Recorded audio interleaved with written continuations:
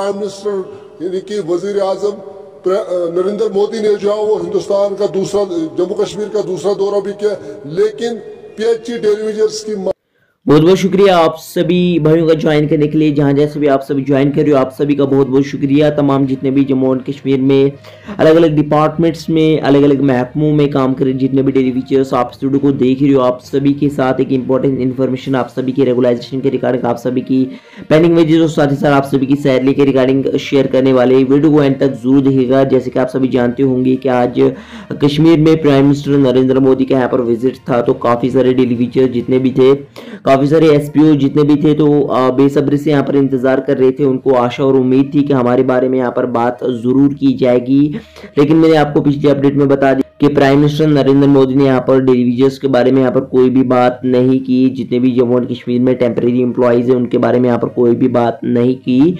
तो उसी को लेकर यहाँ पर डेलीवेजर्स भाइयों का इंटरव्यू सामने निकल कर आया है। क्या वो आगे कंटिन्यू यहाँ पर प्रोटेस्ट करेंगे, जैसे उन्होंने 4 मार्च को प्रोटेस्ट किया था, क्या वो आगे फिर से वैसा ही प्रोटेस्ट करेंगे? क्योंकि उनका कहना था कि 9 मार्च तक हमारी रेगुलाइजेशन पॉलिसी को लेकर कोई ना कोई अच्छी खबर सुनने को मिल जानी चाहिए, वरना हम आगे फिर से ऐसा ही प्रोटेस्ट करेंगे जैसे उन्होंने 4 मार्च को किया था। तो क्या कुछ उन्होंने बताया आगे आप इस रिपोर्ट में जान लीजिएगा। लेकिन ये सब जानने से पहले जितने भी डेली फीचर्स भाई चैनल पर पहले बार आए हो, चैनल को भी आप जरूर सब्सक्राइब कर देना।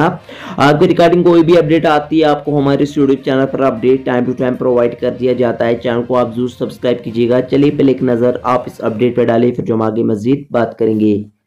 जो है वो सुसाइड कर, इस वक्त हम पीएचई ऑफिस के बाहर है, डिवीजन ऑफिस के बाहर जम्मू है, जहां पर आप मेरे पीछे तस्वीरें देख रहे हैं कि पीएचई डेलीवेजर्स है जो लगातार अपनी मांगों को लेकर सरकार के सामने पुरअमन एहतजाज करे, लेकिन अभी भी इनकी मांगे जो है वो पूरी नहीं हुई। लगातार अगर हम पिछले 1 महीने की बात करें तो 1 महीने के अंदर अंदर ही हिंदुस्तान के प्राइम मिनिस्टर यानी कि वजीर आजम नरेंद्र मोदी ने जो है वो हिंदुस्तान का दूसरा, जम्मू कश्मीर का दूसरा दौरा भी किया, लेकिन पीएचई डेलीवेजर्स की मांगे अभी भी पूरी नहीं हुई। ऐसा लग रहा है कि अगर इनकी मांगे पूरी नहीं हुई तो जिस हिसाब से जिला डोडा से खबर आती है कि पीएचई डेलीवेजर्स अपनी सर्विस से सबरदोश होने के बाद जो वो खुदकुशी करते हैं, तो क्या कुछ नताइज आगे आएंगे वो आने वाला वक्त बताए। लेकिन फिलहाल हमारे साथ तमाम पीएचई डेलीवेजर्स। रवि जी, कैसा लगा आपको, क्या महसूस हुआ आपको पीएचई डेलीवेजर्स अपनी सर्विस से सरकार उससे रिटायर करती और खाली हाथ घर भेजती?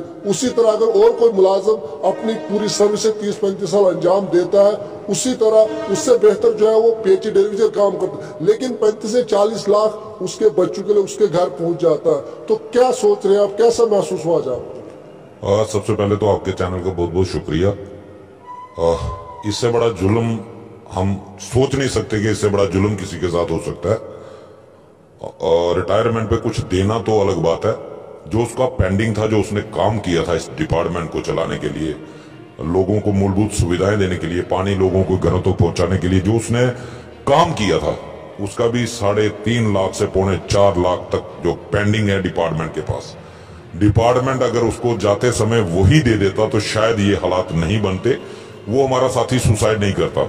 और ये पहला केस नहीं है पीएचई डिपार्टमेंट के अंदर। 2014-15 के बाद अब तक लगभग करीब 300 के करीब ऐसे मसले हमारे सामने आ चुके हैं, जिसमें हमारे डेलीवेजर या तो किसी बीमारी की वजह से अपना ट्रीटमेंट नहीं करवा पाए और उनकी डेथ हो गई, या किसी ने घर की परेशानियों में परेशान होकर जो है सुसाइड कर लिया। ये हमारा लहर सिंह जी जो डिस्ट्रिक्ट डोडा के थे, 31 दिसंबर 2023 को इनको रिटायर किया गया। और पहले उनको 9,300 मिलता था, थोड़ा बहुत घर का सिस्टम वो चला लेते थे। उनकी आगे जहां तक मेरी नोटिस में आया कि उनकी बच्ची जो है वो भी डिसेबल है और वो बोल नहीं सकती है। जब उसने देखा कि मेरे पास कोई साधन नहीं है ऐसा कि मैं अपने घर परिवार को चला पाऊं, वो साथी डिप्रेशन में आ गया और उसने सुसाइड कर लिया। तो ये मैं इसको सुसाइड नहीं मानता हूं, मैं इस सरकार का किया हुआ कत्ल मानता हूं। और ये एक नहीं हुआ, बहुत सारे हुए हैं। हम बहुत बार सरकार को ये कह चुके हैं। आपने परसों भी देखा होगा कि जब हमने कॉमेडी बाग बंद किया या जब यहाँ पे प्रोटेस्ट हुआ, तो हमें जो उच्च अधिकारी यहाँ पे हमारे पास भेजे गए सरकार की तरफ से, वो हमें कहते हैं समय दे दो, समय दे दो। आज मैं सरकार से कहता हूं हमारे उस डेली वेजर को 2 महीने के लिए जिंदा कर दो। आप हमसे 2 दिन का समय मांग रहे थे, मैं आपसे कहता हूं कि आप हमारे उस डेली वेजर साथी को 2 दिन के लिए जिंदा कर दो। क्या आपके पास इतना समय है? आप उसको जिंदा कर सकते हो 2 दिन के लिए? नहीं कर सकते। इसलिए हम कहते हैं हमें आर या पार जो सरकार को डिसीजन लेना, सरकार डिसीजन ले। नहीं सरकार को हमारे साथ इंसाफ करना, सरकार हमारा पेंडिंग दे, हमारी छुट्टी कर दे, हमें कोई दिक्कत नहीं है। सरकार को, सरकार के डिपार्टमेंट मुबारक हो, लेकिन ये बंधुआ मजदूरी मत करवाओ, मत करवाओ इतना कत्ल। ये हमारे मोदी जी आज कश्मीर का दौरा कर रहे वाले। 2014 में मोदी जी पहले भी आए थे, अभी 20 को जम्मू में भी रैली करके गए। ये 2014 में जो उनकी टोन थी, आज वो टोन ही नहीं है। 2014 से पहले ये डेली वेजरों के हितैषी थे, डेली वेजरों के भाई थे, डेली जम्मू के हितैषी थे, जम्मू की हित की बात करने वाले थे। आज जम्मू दर बदर की ठोकरें खा रहा है। जम्मू का डेली वेजर पिछले 623 दिन से यहां धरना प्रदर्शन कर रहा है। आज जम्मू के लोगों की बात सुनने वाला कोई नहीं। बहुत बड़ी गलती कर दी जम्मू कश्मीर के लोगों ने, खासकर जम्मू प्रोविंस ने।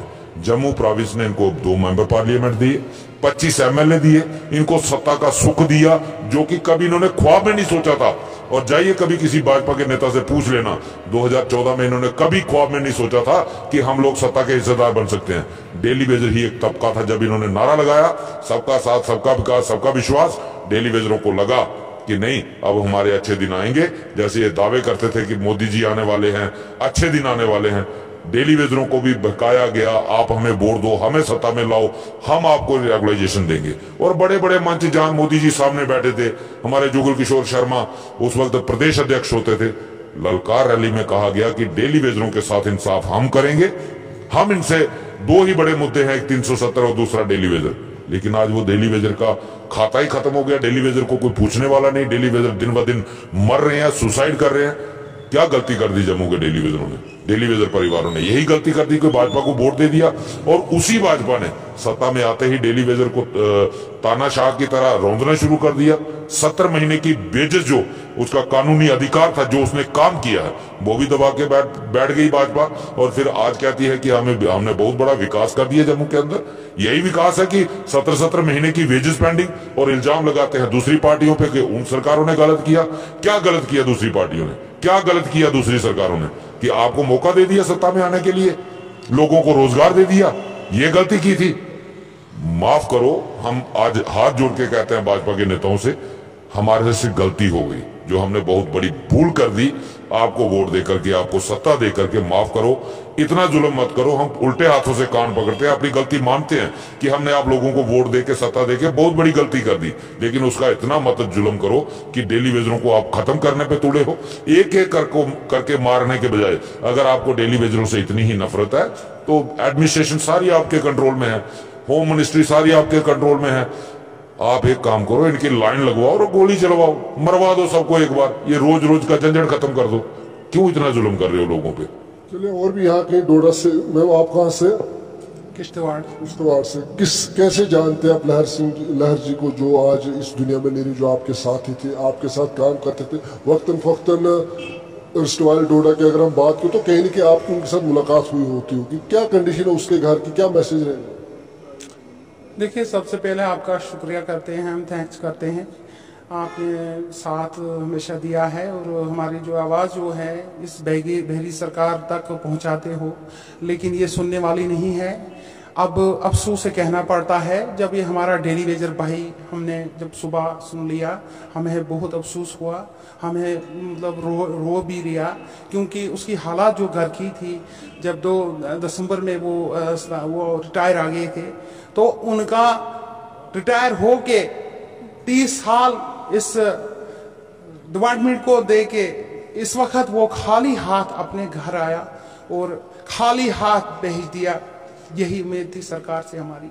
ऐसे ऐसे तो बहुत कुछ ये हो चुके हैं। आप कब से जानते हो कितने हमारे डेली वेजर्स आते हैं, खाली हाथ गए, खाली हाथ आए। कोई डेली वेजर घर पे बोलता ही नहीं है अपने परिवार को कि मैं रिटायर आ गया। तो इनको इतना अफसोस नहीं होता है क्या कर रहे हैं। इसीलिए इन लोगों को हमने वोट दिए थे, जिताए थे, उम्मीद की थी हर जगह, हर डिस्ट्रिक्ट में ये हमारे जो नेता MLA बनाए थे, कुर्सियों पे बिठाए थे। ये तो शायद इन्होंने हमारे से तो ये गला घोट के तो इन्होंने तो अपना घर बनाया, इन्होंने तो अपने बच्चे पढ़ाए। जो हम डेली वेजर 61,000 कोई जानता है कि रोडों पे कैसे हम धक्के खा रहे हैं, रोडों पे हम कैसे बैठे हैं।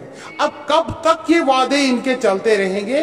तब तक जब तक हम सब जैसे इस भाई ने किया डोडा में, तो वैसे करके सब जाएंगे तो इनको अच्छा लगेगा?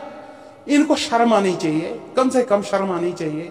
माँ बहन वाले ये भी है, इनको भी अगर इनको वो शर्म होती थी, बहनें माँ रोडों पे डर की ठोकरें नहीं खाती थी।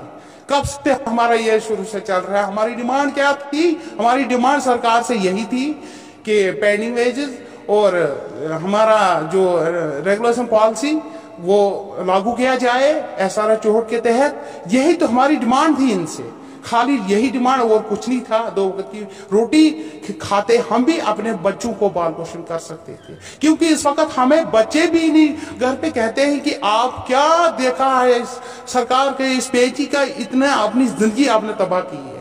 अब हमारे बच्चों की जिंदगी भी तबाह होगी। आप बोलो 9300 9,000 पे कौन सा घर चलता है? इस वक्त जब मेरा ये भाई हो चुका है, इस वक्त इसका परिवार क्या सोचता होगा? उनके लिए बड़ी दुआएं देता होगा। अब उसका बकाया वेतन जो है अब वही मिलना चाहिए उसको, तभी अपने बेटियों दो और अपनी बीवी का कुछ कर सकते, कोई पाल पोषण कर सकते हैं। इतनी सरकार कोई बहरी सरकार है, हमारे साथ हर वक्त धोखाबाजी की है इन्होंने, लेकिन कोई बात नहीं, हम भी देख रहे हैं। अभी अगर हो सकता है कर सकते हैं कुछ, तो नहीं कर सकते हैं तो हमने इनको छोड़ दिया है ठंडे बस्ते में। चले जी, कहने की गंभीर मामला है। जब भी कोई गवर्नमेंट एम्प्लॉय अपनी सर्विस से सबकदोश होते और खुशी खुशी अपने घर जाते, उसके घर वाले भी खुश होते कि हमारा एक फर्द जो सरकारी मुलाजिम था लगभग 35 साल के बाद जो है बाइज्जत अपने घर लौटा। लेकिन वाहिद ये शायद ऐसा पेची डेली वेजर वाहिद एक ऐसा मुलाजिम है जिसे मुलाजिम तो कहा जाता है, काम तो मुलाजमों को लिए जाते, लेकिन वेजेस जो है एक मजदूर के भी नहीं दिए जाते। जब ये PHE डेली वेजर्स अपनी सर्विस से सबकदोश होता, जब घर लौटता है तो किसी को कानो कान खबर नहीं देता कि मैं रिटायर हूँ। वो इसलिए कि मैं अपने मोहल्ले वालों को, मैं अपने घर वालों को क्या बताऊं, मैं तो सर्विस से सबकदोश हो गया, लेकिन लेके आया क्या? तो कहीं न कहीं ऐसी ही खबर जो है, दुखद खबर जो है जिला डोडा से सामने निकल कर आ रहा है।